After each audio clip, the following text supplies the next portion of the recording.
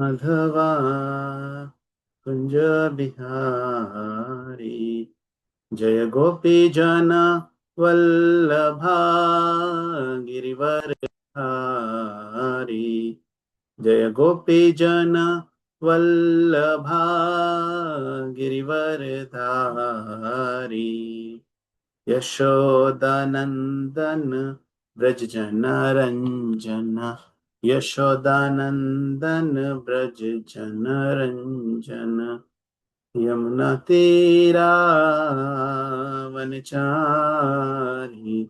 यमुना तेरा वनचारी जय Radha Madhava Kunj Bihari. Hare Krishna. So today we are discussing Srimad Bhagavatam 2.5.16. The name of the chapter is The Cause of All Causes. Right? Very interesting. And today we are going to discuss chapter number 5, shloka number 16. So let us recite the shloka. Om Namo Bhagavate Vasudevaya. Om Namo Bhagavate Vasudevaya. Om Namo Bhagavate Vasudevaya. Narayanam Paro Yogo. Narayana Paro Yogo. Narayana Param Tapaha. Narayana Param Tapaha. Narayanam Param Jnanam. Narayana Param Jnanam. Narayana Paragatihi. Narayana Paragatihi. Word by word meaning. Narayana Paraha, just to know Narayana. Yoga, concentration of mind. Narayana Param, just with an aim to achieve Narayana. Tapaha, austerity. Narayana Param, just to realize a glimpse of Narayana. Jnanam, culture of transcendental knowledge. Narayana Para, the path of salvation, ends by entering the kingdom of Narayana. Gatihi, progressive path. Translation and purport by His Divine Grace A.C. Bhaktivedanta Swami Srila Prabhupada Ki Jai. All different types of meditations or mysticisms are means for realizing Narayana. All austerities are aimed at achieving Narayana. Culture of transcendental knowledge is for getting a glimpse of Narayana, and ultimately salvation is entering the kingdom of Narayana. Purport. In meditation, there are two systems of yoga, namely Ashtanga Yoga and Sankhya Yoga. Ashtanga Yoga is practice in concentrating the mind, realizing oneself from all engagement, releasing oneself from all engagement by the regulative process of meditation. Concentration, sitting postures, blocking the movements of internal circulation of air, etc. Sankhya Yoga is meant to distinguish the truth from ephemerals, but ultimately both systems are meant for realizing the impersonal Brahman, which is but a partial representation of Narayana, the personality of Godhead. As we have explained before, the impersonal Brahman, effulgence, is only a part of the personality of Godhead. Impersonal Brahman is situated on the person of the Supreme Personality of Godhead, and as such, Brahman is the glorification of the personality of Godhead. This is confirmed both in Bhagavad Gita and Matsya Purana. Gati refers to the ultimate destination or the last word in the liberation. Oneness with the impersonal Brahmajyoti is not ultimate liberation. Superior to that is the sublime association of the personality of Godhead in one of the innumerable spiritual planets in the Vaikuntha sky.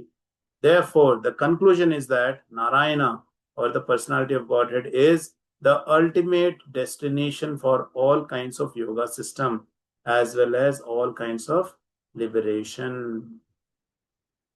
Om Ajnanatimirandhasya Jnananjanashalakaya Chakshur Unmilitam Yena Tasmai Shri Gurave Namaha Shri Chaitanya Manobhishtam Sthapitam Yena Bhutale Swayam Rupa Kadamayam Dadati Swapadantikam Vandeham Shri Guru Shri Yuta Padakamalam Shri Gurum Vaishnavam Sha Shri Rupam Sagrajatam Sahagana Raghunatanvitam Tam Sajivam Sadvaitam Savadhutam Parijana Saitan Krishna Chaitanya Devam Shri Radha Krishna Padan Sahagana Lalita Shri Vishakhanvitam Shra He Krishna Karuna Sindhu Dinabandhu Jagatpate Gopesha Gopika Kanta Shri Radha Kanta Namastate Tapta Kanchana Gaurangi Radhe Vrindavaneshwari Vrishabhanusate Devi Pranamami Hari Priye वाञ्छाकल्पतरुभ्यश्च कृपा सिन्धुभ्येव च पतितानां पावनेभ्यो वैष्णवेभ्यो नमो नमः। जय श्री कृष्ण चैतन्य प्रभु नित्यानंद श्री अद्वैत गदाधर शिवासादि गौर भक्तवृंद। हरे कृष्णा कृष्ण कृष्ण हरे हरे हरे राम राम राम हरे हरे। मूकं करोति वाचालं पंगुं लंघयते गिरिं यत्कृपातु मुहुर्मुहुः Shri गुरुदीनतारणं Paramananda Madhavan Shri Chaitanya Ishwaram. Hare Krishna. So, interesting topic today. Yes. So, I will also be showing a couple of PPTs as we progress with the class. But before we begin, the very beginning of this shloka, here Prabhupada is mentioning, Prabhupada spoke about different types of yoga system, two types of yoga system. I will not take much time on that. So first one, Prabhupada is mentioning Ashtanga Yoga, and second one is Sankhya Yoga. Now, to give the summary, whatever meaning of these yogas are, the summary is that both these yoga systems, right, they are only going to take us to the impersonal Brahman. And impersonal Brahman is just the effulgence which is coming from the personality of Godhead. It is not even we can't even get into the Vaikuntha planets. It is that Brahma Jyoti place we are going to reach by following those systems. And first of all, following those systems are very, very difficult in this age of Kali Yuga. We don't have that strong body. We don't have that situation. We don't have calm, peaceful place. Correct? So those two systems which are mentioned here are very, very difficult to achieve. And even if somebody achieves, they are only going to share the Brahma Jyoti space. And remember, Brahma Jyoti is the place where all these demons who are killed by Lord Krishna, they are going to be there. Because even though those people achieve the Brahma Jyoti. So that is not that is not the goal for a devotee. So before even we understand the goal for a devotee, here in this shloka, it is very clearly mentioned that Narayana para yogo, Narayana param tapaha, Narayana param jnanam, Narayana param gati, which means there is nothing apart from Narayana. Everything is ending with Narayana. And if we try to match the references of Srimad Bhagavatam and Bhagavad Gita as it is from chapter number 5, shloka number 29. So if you see Srimad Bhagavatam 1.3.28, very clearly in the shloka it is mentioned that Krishna is the supreme personality. Krishna is the original personality of Godhead, right? Ete chamsa kala pumsha Krishnastu Bhagavan Swayam. And Prabhupada is writing in the translation, he says, all of the above mentioned incarnations are either planetary portions or portions of the planetary portions of the Lord. But Lord Shri Krishna is the original personality of Godhead. So we don't have any other doubts here. It is very, very clear that Supreme Personality of Godhead is Krishna with his two-handed form and the flute in his hand. And if you see Bhagavad Gita Shloka 5.29, there also it is very clearly mentioned. It is mentioned as Bhoktaram Yagna Tapasam Sarva Loka Maheshwaram Shohurdam Sarva Bhutanam Yatma Mam Shantim Gacchati. And translation, it says, a person in full consciousness of me, knowing me to be the ultimate beneficiary of all sacrifices and austerities, the supreme lord of all planets and demigods, and the benefactor and well-wisher of all the living entities, attain peace from the pangs of material miseries. So this is the peace formula. Also, we often quote this shloka. The peace word, which people are looking for, they will never find peace until unless they go and surrender to the supreme personality of Godhead. And this is the bold statement in Bhagavad Gita, and this is the bold statement in Srimad Bhagavatam. No fear when Krishna is there. Correct? And like sometimes devotees say, Maya ke das sada udas. They're always morose, right? Because they're Maya ke das. But Krishna ke das is always bindas. They don't have to fear anything because they are worshipping the Supreme Personality of Godhead. They don't have any fear. They don't have any obligations. Prabhupada writes in first chapter of Bhagavad Gita that somebody who is diligently following the principles of Krishna consciousness, keeping all the principles in their life and living their life as a Krishna conscious devotee, he make a very bold statement. He says they are free from all the rituals, all the obligations which come upon them, because they are serving already the Supreme Personality of Godhead, and they are serving the devotees of the Lord. So they are freed from everything. So I think on Saturday's class, Riturashva was mentioning that it is like watering the root. Correct? You water the root, and everything is taken care. You feed the stomach, and the entire body is nourished. Correct? There is no fear, there is no doubt, there are no confusions. It is very clear that Krishna is the Supreme Personality of Godhead. Now, having established that Krishna is the Supreme Personality of Godhead, let us proceed further, because here Prabhupada is saying the Antagati is achieving Narayana. So the destination is Narayana, but before we reach destination, we have to understand a couple more things, right? So in Bhagavad Gita, it is mentioned the shloka number 7.15. It is clearly mentioned four kind of people who can never come to the service of the Lord. They can never surrender to Krishna. And the shloka is like this: Namam dushkritano mudha prapadyante naradhama maya pritagyana ashuram bhavam ashritaha. So very clearly Krishna is saying the four kind of people who can never achieve Krishna are: number one, grossly foolish, who are lowest among mankind, whose knowledge is stolen by illusion, and who partake of the atheistic nature of demons, do not surrender to me. Very clearly Krishna is saying these are the people who can never surrender to Krishna. So meaning they are also going to go to Krishna, but they are going to take very, very long time. Sometimes some devotee will give some prasadam, they will get some sukriti, or sometimes they fall sick, and on Ekadashi they don't eat anything, they get some sukriti like that. Correct? So sometimes by mistake they go to a temple and they have darshan of the Supreme Lord, they get sukriti like that. So like that they keep achieving sukritis over thousands and millions of birth. Then they eventually come to the platform where they can know who is Krishna, what is God. Like that they slowly, it takes a lot of time, and eventually they also go there, but it takes a very long time. Like I remember Bhakti Nityananda Swami Maharaj once, when he came to Matravati Prabhu's house, he was sharing. No, I think this happened in Mayapur Yatra when we went. So Maharaj was sharing that in the Satyuga, the people who were very, very pious, very, very strong in the devotion, they went back to Krishna by following the tapasya. Then later on, the Treta Yuga, Dwapar Yuga, different kind of people who are still lacking in bhakti, they slowly went to Goloka or Vaikuntha. But later on in the Kali Yuga, Krishna saw the people who are left out. They are very, very stupid kind of people. They could not make it. So he made it very easy in the age of Kali. He said, you just eat prasadam and you dance on the kirtan. And but just by eating and dancing, which is a festival actually, right? In the festival, we eat and we dance. So just eat and dance. And with that also, you can go back to Krishna. So that is the opportunity we have got in the age of Kali Yuga. But still, people who are these four categories, they will never come to Krishna. And that is what Bhagavad Gita states very clearly. And Prabhupada wrote a very, very elaborate purport. If you got time, you can go and read it. And then Prabhupada also, in the Bhagavad Gita, it is also mentioned next shloka, what are the kind of people who can go to Krishna, right? First of all, we have to see the qualification, and only then we can plan to go to Param Gati, which is Narayana. So here it is mentioned, Chaturvida bhajante mam jana sukritana jana artho jignasu arthati jnani cha bharata shabha.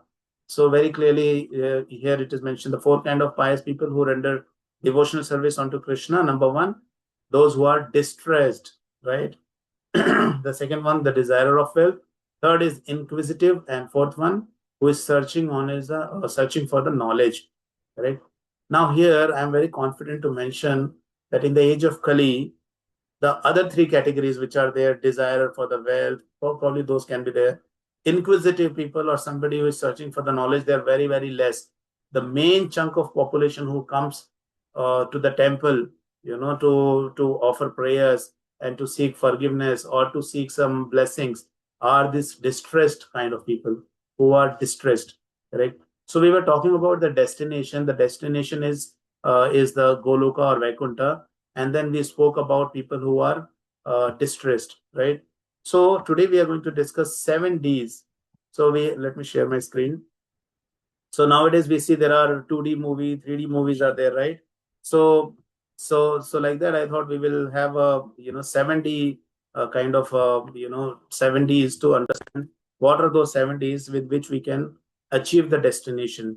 So destination starts with D, and in the same way, there are 7 Ds which will take us to the destination. So I'll quickly try to cover all these points. So let's see what are these Ds, which are the stairways to Krishna. So number one, disaster. So that's very interesting, right? We were talking about the distressed people in Bhagavad Gita shloka, and here the first D is disaster, which is the wake up call.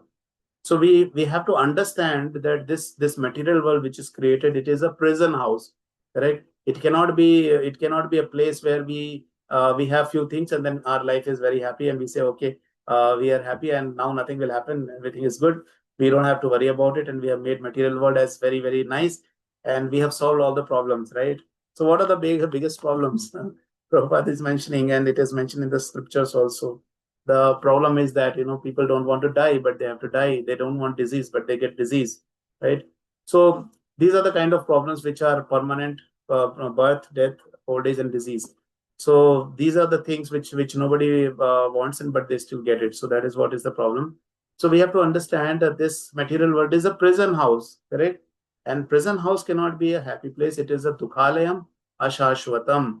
It is a place of misery, and it is also temporary. So you see that the way Maya tricks us, we are sad. Next day something happens, a small bit, small things happen, and we become happy. Okay, yeah, we're happy, fine. And we say positive. We have to think positive. We have to look for the positives. Yes, yes. And we are positive and we are very happy. We can go like that. But somewhere in the heart, we know that something is missing, right? How much ever we see positivity, we still have this kind of fear in the heart because we are not in the right place, right? The right place is, you see here, Arjuna surrendering to Krishna. That's the best thing. If you surrender to Krishna the very day, first day, surrender means you tell Krishna, my dear Lord, whatever I have done, I have done. But today onwards, I take a pledge that I am not going to do something stupid, anything, because I know that you are so beautiful. Your association, your devotees association is so nice that these material things are making me tired, exhausted, frustrated. I don't want all these things, my dear Lord. I want only you. Like Jagai and Madhai, they took the shelter of Chaitanya Mahaprabhu and they never went back to the material sense gratification. Here you see Arjuna is also taking shelter of Krishna and seeking the guidance that how he should be proceeding. So we have to understand this place is Dukhalayam and this is Ashashvatam.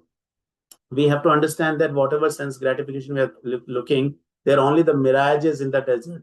Like we see that there is a camel, and camel sees there is some water in the in the far distance. And we also would have noticed when we go on the highway, when we drive in the extreme summer, you can see on the road there you can see some water there.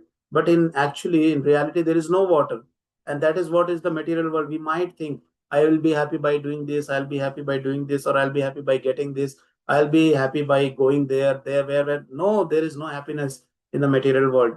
So that is something we have to understand. So there is a Chinese proverb. Okay, I was listening this lecture from His Grace Kanai Thakur Prabhuji, and he was mentioning this Chinese proverb.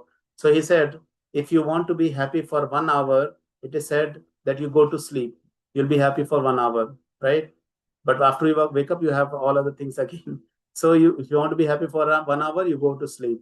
Then the next example is that if you want to be happy for the entire day, go for a picnic, go for a trekking, go for some outing, you will be happy for one day, correct? Not more than that. Again, everything will come. Then the third thing Prabhu says that if you want to be happy for 1 month, you get married. So after you get married, at least 1 month you'll be happy. That is what people say. I remember, when I was getting married back in 2009. So one of my colleague, he was very elder to me. He was around 40 that time, and I was just getting married. So, and I was not in Krishna consciousness. So he told me, yeah, you get married now. So grass is going to be green for 1 month, and then slowly it will start drying up. So that is what we see that, correct? So 1 month, everything is fine, everything good, but slowly differences, this realization, my thought, this thought, I want this, you want this, then, and things start. If we are not in Krishna consciousness, then obviously it becomes very difficult. So Prabhu says you become happy for 1 month if you get married.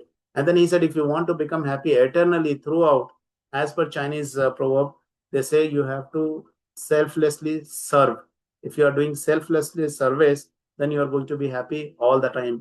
Like yesterday in one of the class, I was quoting this example that there was a lady who took care of all these orphan uh, girls, and these orphan girls, there were nobody to take care of them, so she took care of them, and then when they grew up, she got them married, and there were around 250 girls she got married by endlessly serving them. And then when these got married, so now this lady had around 250 son-in-laws.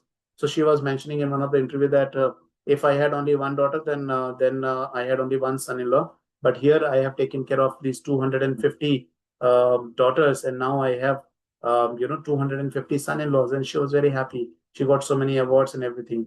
Like that, we see so many people who are engaged into the service. So I just gave a random example in the material world, but if we are endlessly serving in Krishna consciousness, just imagine the kind of satisfaction our heart is going to get. If you are engaged in service, like what kind of service? You can do service in the temple. You can give your life to Krishna, right? You are going to office. Krishna is not saying leave your office. You can go to office, but in your heart you remain a devotee, and you keep sharing small things. You talk about Krishna. You encourage people. You see the situation and give a customized solution to people so that they take up to Krishna consciousness. Call them to temple, invite them to the temple, give them some prasadam, um, take them to a place which saying that it's a picnic, but at the same time you also have a temple there. Why don't we visit there, right? Trick people, whatever you want to do, but somehow connect them to Krishna. So that is the endless service, selfless service. You don't want anything for yourself, but you're doing the seva for the Supreme Lord. Then we become happy. I'll cover those points in the couple of next slides. So here we have to understand that dissatisfaction with the status quo of the material life. Nobody can be happy in the material life. People have become frustrated, and we have so many examples in the scriptures of that. So let's go to the next slide. So second one is doubt. First one was disaster. So when people are in disaster, they should know that okay, in this material world there are so many problems. So there should be something, right? Is this material world for me, or is there something I can do about it, right? So they should start thinking on those lines. And then what happens? The critical inquiry, questioning the material world and one's own desire. Mundane pursuits do not provide lasting satisfaction. And so here, if you see, we get everything, but still we are not happy. Like you take the example of Ajamila, he got everything, right? He wanted, he was a nice Brahmana son. He had a nice wife. He had nice parents who taught him Krishna consciousness from the childhood. But still, when he saw this prostitute, he became bewildered. And even after marrying prostitutes, he should have realized that this is not. I'm not getting the satisfaction, because now she's telling me she wants money, otherwise she's going to stay with another person. So now he sold all his property, he chased his parents, he chased his wife out, and such a nice family he destroyed. But still he's not happy, and this lady, she is asking more and more money. And this Jamila, he started murdering people, stealing money and all those things he started doing. And for what? Because he wanted to keep this lady happy so that she stays with him. So she stayed with him, but the cost, Jamila paid was a massive cost, right?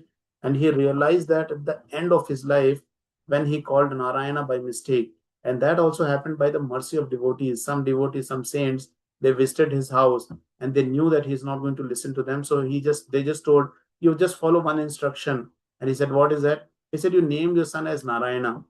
So because of the devotees, they named, Ajamila named his son as Narayana. And at the end of his life, he called Narayana, and he got another chance to, practice Krishna consciousness. So we don't have to wait like Ajamila till the end of our life and then say, okay, let us see those three Yamdutas, then I'll call Narayana. It is not possible. Ajamila was an exception. We may not even, remember the Supreme Lord. Correct. But if we do selfless service, in the Varaha Purana, very clearly Lord is mentioning, even if you do not remember me, I am going to remember you, because throughout your life you have worshipped me, you have done service unto me. Then I cannot forgive you, right? I cannot forget you. I mean, I cannot forget you. I said forgive. I cannot forget you, Krishna says. And Krishna takes that devotee along with him. Like now you all of you are going for Pandharpur Yatra. So when we go for Pandharpur Yatra, we see that Saint Tukaram place where Tukaram went in his own body. He didn't have to change the body. In his own body, he went back to he went back to Vaikunta. The Pushpa Viman came, and there are thousands and thousands of people. They chanted, they witnessed this, and then he sang, and then In the same body, he went back. So that's the beauty of Krishna consciousness. Krishna is the living God. He is not in the photo. He is not only in the statue. He is living with us all the time. And then when you surrender to Krishna, Krishna takes charge of your life. Only thing we have to remember that we don't have to fall down again to the material sense gratification, because those make you dry. Those make you unhappy, right? So second one is the doubt. So we must have this doubt that, is this thing going to make me happy?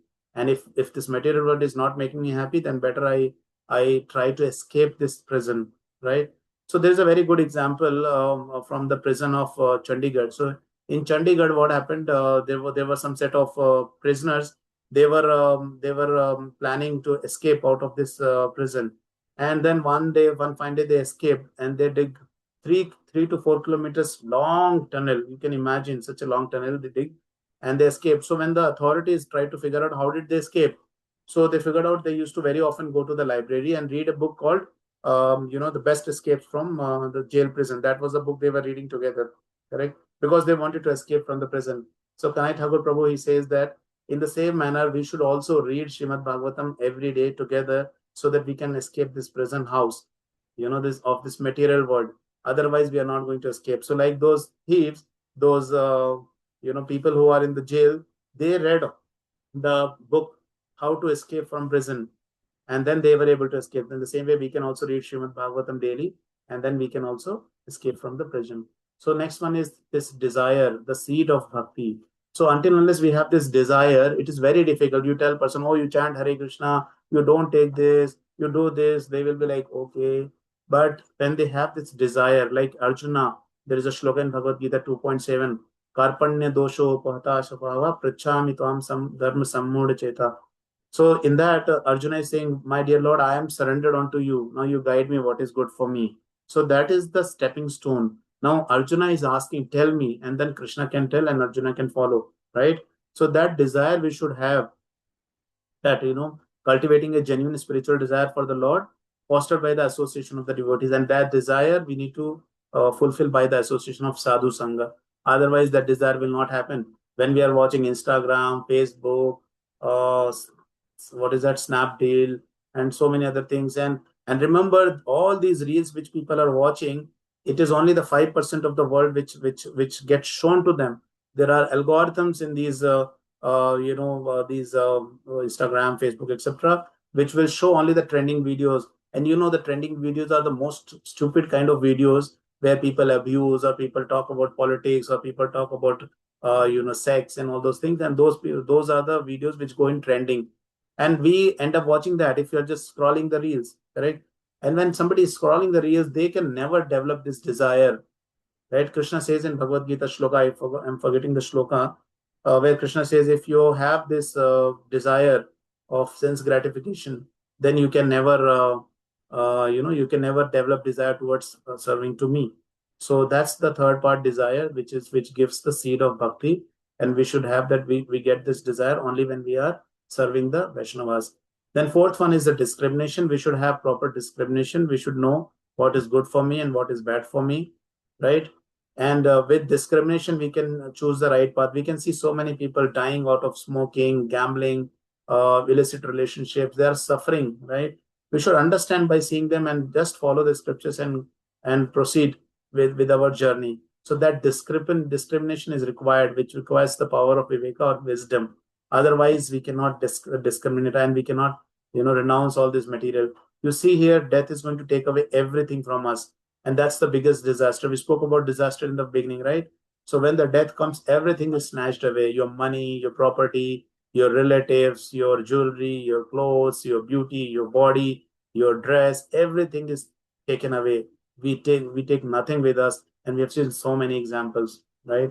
So after this, we talk about dedication, and I want to mention one small story here, and I think I'm going to take another 3 to 4 minutes. Please bear with me. So you see here the example of Lakshmana. He was doing continuous service to Lord Sri Ram and Sita for 14 years without sleeping, right? And in the same way, I heard a lecture where it was mentioned that there was a devotee serving in Canada, and in Canada there was he was serving in the extreme chilled cold, and he was distributing Bhagavad Gita.